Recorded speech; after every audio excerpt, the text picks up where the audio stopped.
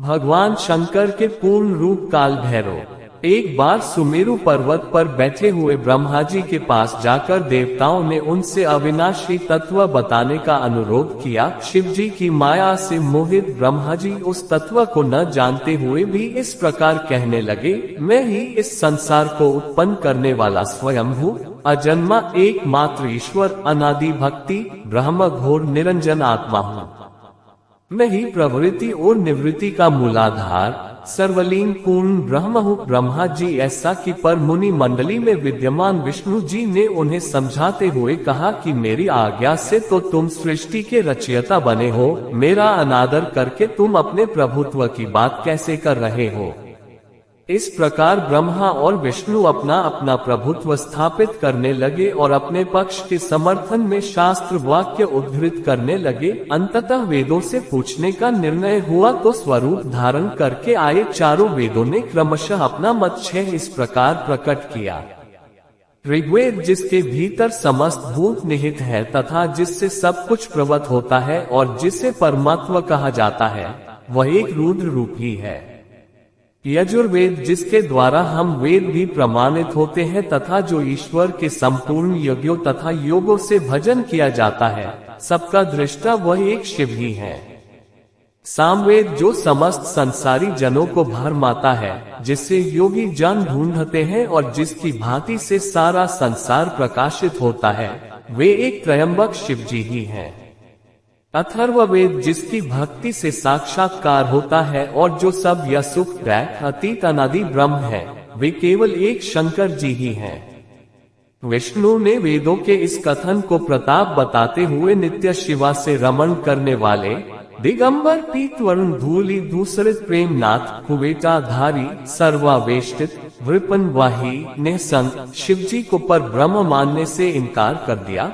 ब्रह्मा विष्णु विवाद को सुनकर ओंकार ने शिव जी की ज्योति नित्य और सनातन पर ब्रह्म बताया, परंतु फिर भी शिव माया से मोहित ब्रह्मा विष्णु की बुद्धि नहीं बदली।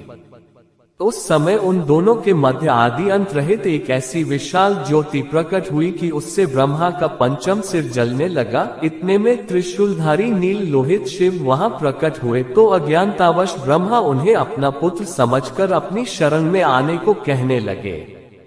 ब्रह्मा की संपूर्ण बातें सुनकर शिव जी अत्यंत क्रुद्ध हुए और उन्होंने तत्काल भैरव को प्रकट कर उससे ब्रह्मा पर शासन करने का आदेश दिया। आज्ञा का पालन करते हुए भैरव ने अपनी बाईं उंगली के नखाग्र से ब्रह्मा जी का पंचम सिर काट डाला। भयभीत ब्रह्मा शतरुद्री का पाठ करते हुए शिव जी के शरण हुए। ब्रह्मा और विष्णु दोनों को सत्य की प्रतीति हो गई और वे दोनों शिव जी की महिमा का गान करने लगे। ये देखकर शिव जी शांत हुए और उन दोनों को अभयदान दिया।